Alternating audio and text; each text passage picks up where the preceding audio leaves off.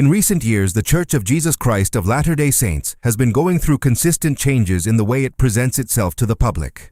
This is not a single, isolated decision. It is a set of institutional adjustments that, analyzed in sequence, point to a possible strategic repositioning. Names are being abandoned. Campaigns worth hundreds of millions of dollars are being quietly retired. Vocabulary that defined the faith for nearly 2 centuries is disappearing from official materials. And behind all of it sits a financial empire most members were never told existed.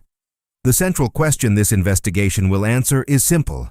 Are these changes merely organizational adjustments, or are they part of a larger plan of adaptation leading up to 2030? Part 1. A shift in institutional identity. One of the clearest moves has been the push to abandon the term Mormon. In August 2018, Russell M. Nelson stood before a global audience during General Conference and declared that using the nickname was, in his own words, a major victory for Satan.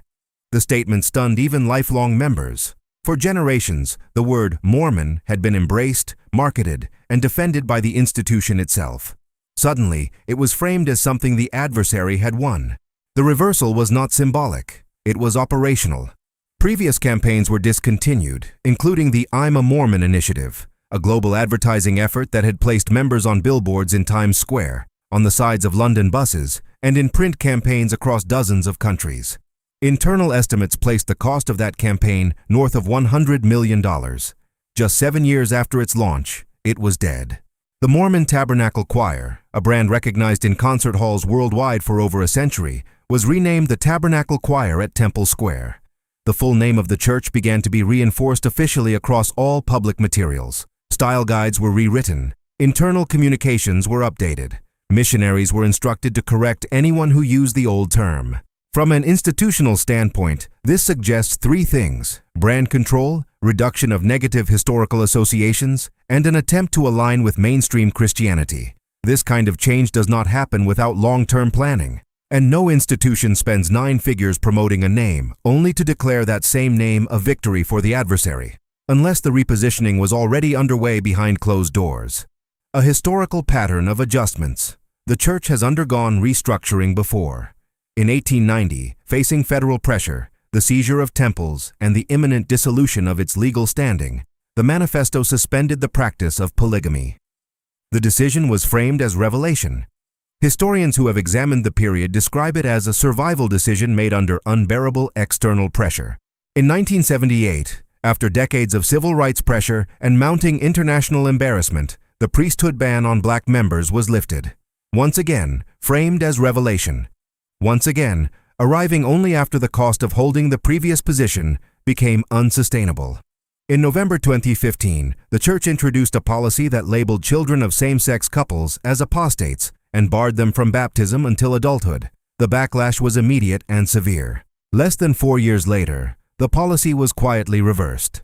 The pattern is consistent. When significant external pressure builds, gradual internal adaptation follows. Each reversal preserved institutional authority while allowing the underlying position to shift. This is not unique to the church. It is common behavior among large global institutions that must balance doctrinal stability with public survival. What makes the current moment different is scale. This is not one policy reversal. It is a comprehensive repositioning happening across multiple fronts simultaneously: branding, language, finances, global strategy, and youth retention. Informational pressure. The environment has changed. For most of its history, the church controlled what members knew about their own faith. Seminary manuals omitted uncomfortable historical details. Sunday school lessons skipped over Joseph Smith's teenage brides and the use of the seer stone in the hat. The first vision was taught as a single settled account, even though historians have documented at least 9 conflicting versions. That control is gone. Today, any member with a smartphone has access to historical documents, academic criticism, and testimonies from former members. The CES letter, compiled by a disaffected member named Jeremy Runnels, has been downloaded millions of times in dozens of languages. In response, the church itself was eventually forced to publish the Gospel Topics essays, quietly acknowledging polygamy details, racial teachings, and historical complications that had been denied or minimized for generations. Podcasts, YouTube channels, and ex-member communities now reach more members than any stake conference ever could. This reduces institutional narrative control in ways the church has never faced before. In response, organizations under this kind of pressure tend to do three things: simplify messaging, avoid complex topics in public communications, and reposition their image. In the case of the church, all three of these movements are clearly visible. Global expansion as a priority. The data show that growth outside the United States is now strategic. Membership growth in North America has flatlined. Activity rates in traditional strongholds like Utah, Idaho, and Arizona are declining quietly but consistently. The real numbers, the ones that drive long-term institutional planning, come from Brazil, Mexico, the Philippines, Ghana, and Nigeria. For that expansion to succeed, certain factors become critical: cultural neutrality, reduction of historically controversial elements, and more universal language. A religious brand heavily associated with 19th century American frontier culture faces real global barriers. The pioneer hymns, the handcart imagery, the distinctly Utah aesthetic. None of it translates cleanly into Lagos or São Paulo. Rebranding partially solves that problem. By emphasizing Jesus Christ and downplaying the uniquely Mormon elements of the faith, the church becomes easier to export, easier to explain to a Catholic mother in Guadalajara, easier to defend to an evangelical pastor in Accra. Meanwhile, stake dissolutions in the American West have quietly accelerated over the past several years, even as new temples are announced in regions where growth potential remains. Resources are being reallocated toward markets that still respond, and away from markets that no longer do. The money behind the rebrand. No analysis of this repositioning is complete without addressing the financial dimension. In December 2019, a whistleblower named David Nielsen, a former portfolio manager at Ensign Peak Advisors, walked into the IRS with documents that changed everything. Nielsen revealed that the church was sitting on an investment portfolio worth approximately $100 billion, accumulated through tithing, untouched, untaxed, largely undisclosed to the very members who had funded it.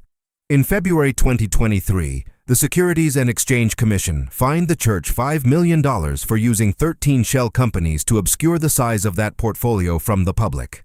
The SEC's findings were devastating. For more than 2 decades, the church had deliberately disguised the scale of its wealth, specifically to avoid drawing public attention. This is the context no rebranding campaign can fully erase.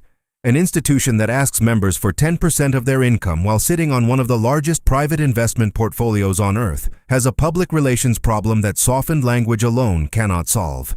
But softened language is exactly what is being deployed.